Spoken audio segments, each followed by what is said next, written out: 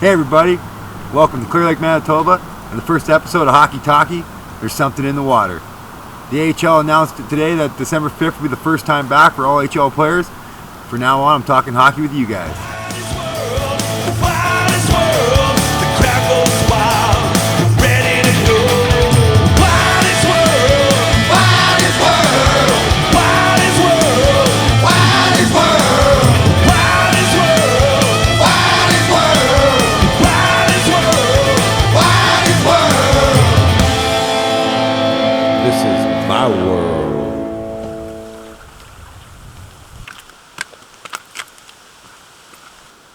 Hey everybody, today on Hockey Talky we're going to be interviewing Ryan White. Yeah, thanks for having me. Alright Whitey, what do you know about Dean Evason? You had him as associate coach and junior, the 16-year-old at the Hitman. What can you tell us about him? Yeah, Dino, adopted son of Brandon, so we always had that connection. I think he grew up in Flin Flon, but he was always around Brandon when I was a kid, so when I went to Calgary it was always like an easy connection for us, something to talk about. I felt he always gave me a benefit of the doubt maybe in that situation. I played against his teams in the minors a little bit the last couple of years. They're always hardworking, very gritty.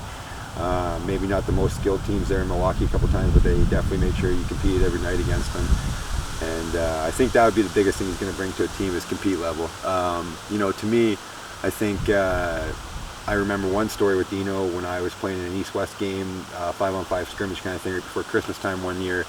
And I ended up playing defense. He's got full equipment on out there at the puck on a 2-on-1, goes a slide across, hits me in the face as I slide on the ice to try to stop it.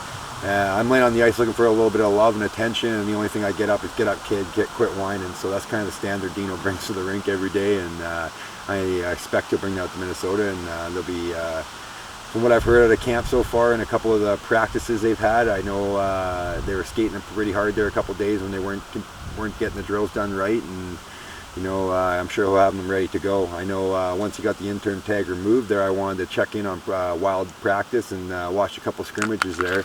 They're looking pretty good, so I think they'll be all right. One kid I noticed there in camp, though, was 59. I had to Google his name. I couldn't believe I didn't know who he was because I played against a few times in the summer league. But just being in the organization the last couple of seasons with the Wild, playing in Iowa a couple seasons ago, playing with the Moose the last couple seasons, I realized I know most of the guys in the organization. I couldn't put a name to this one guy out there skating around pretty good in the blue line. I had to Google him, and it turned out to be Kalen Addison out of Brandon, who was a world junior gold medal winning defenseman. I believe maybe the first one from Brandon, especially that I can remember. You know, he looked pretty good there in camp. He didn't quite make the team. It was probably a good experience for him to be there in camp for the first time with Minnesota since the deadline, but you know, I'm sure he'll be helping them down the line here pretty soon. But yeah, about Dino, you know, good coach. I'm expecting Minnesota to put in a good series here against Vancouver, and you know, who knows what can happen in a series like that. How do you feel with the Wild matching up against the Canucks? I think it's going to be a tight matchup. Both teams are pretty deep up the middle. I think that's really when it's going to come down to is Stahl and Koivu versus Bo and Pettersson. You'll see if the young, smooth skating guys can kind of keep doing their thing, or if the two big, heavy veterans can kind of wear them down and take them into the trenches in the game 4 and 5 and really see what they're made of. But I'm looking for that to be the biggest matchup. I think Suter really gives Minnesota an edge on the matchup side of it against maybe that Besser-Pettersson line. Miller's been skating there a little bit in camp so far. He looks pretty good. I like him there. Wouldn't mind seeing Brandon's Mike Furlan get back in there on that top line. He's back healthy. I know he was wreaking havoc around the net in the first exhibition game there, and we're happy to see him back. Get him back on that top line there, Coach. Have you seen the Jets since the startup, Whitey? Yeah, I saw the Jets last night. They're looking big and bad. I think they're the best looking team in the league right now, the way the boys are all looking. They look like they've been in the bush here in Manitoba, cutting wood the last couple of months, getting ready for the season. The captain there is looking big and mean. It looks like they've all followed suit. That's a team I can get behind going into the playoffs here. I think they're a big, strong team. They manage the puck well down low. I like the Lowry line. He's usually physical on the other team's top line, and you know, I think just the way they're coached with the goalie there, Hellebuck and net with the Vezina finalists this year, I think they're poised to do a little bit of damage here. And I wouldn't mind seeing those guys, you know, getting a few dreadlocks here down the stretch to keep that hair going. Whitey, how do you feel that Jets are going to match up against the Calgary Flames and Johnny Hockey? I think it's going to be a good matchup. The Flames are a well-built team too. Both these teams are built for success. They're big, they're physical.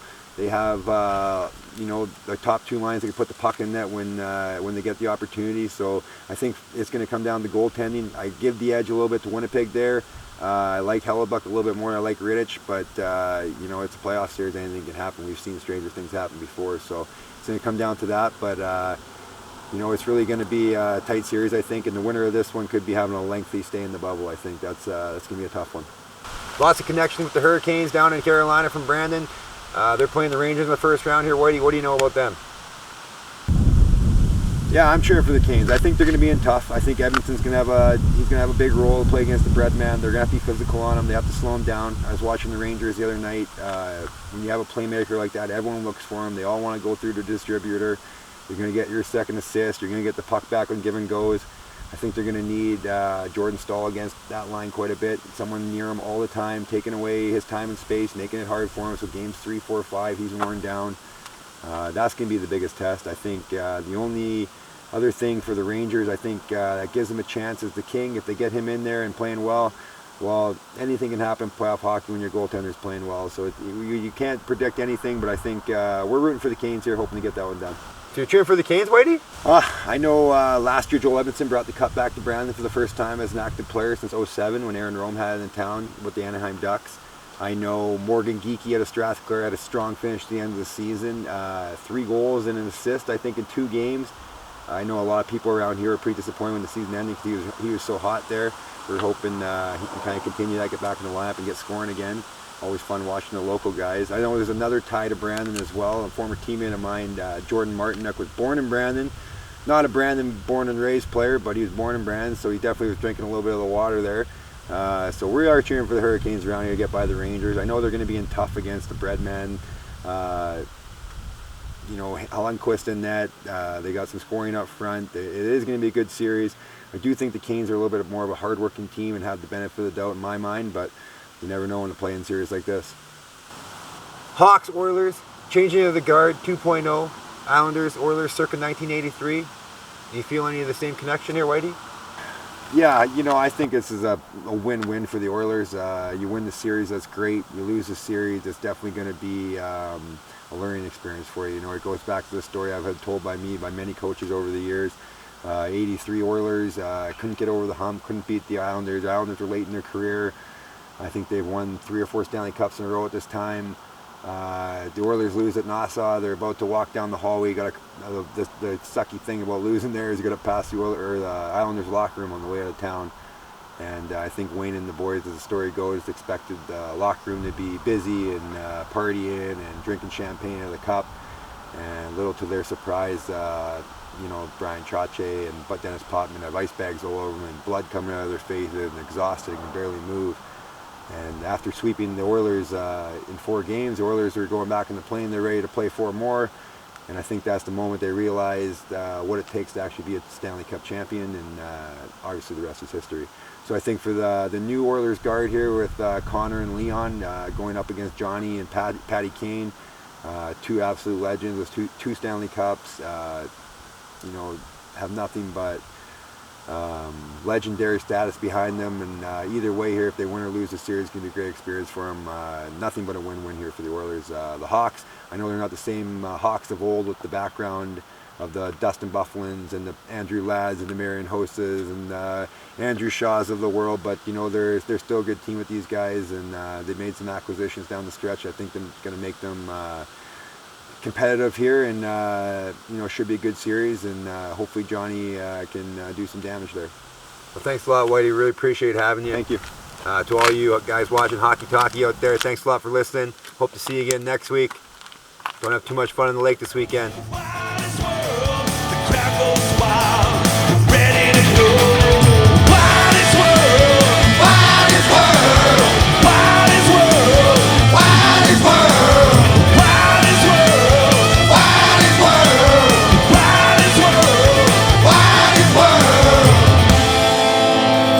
This is my world.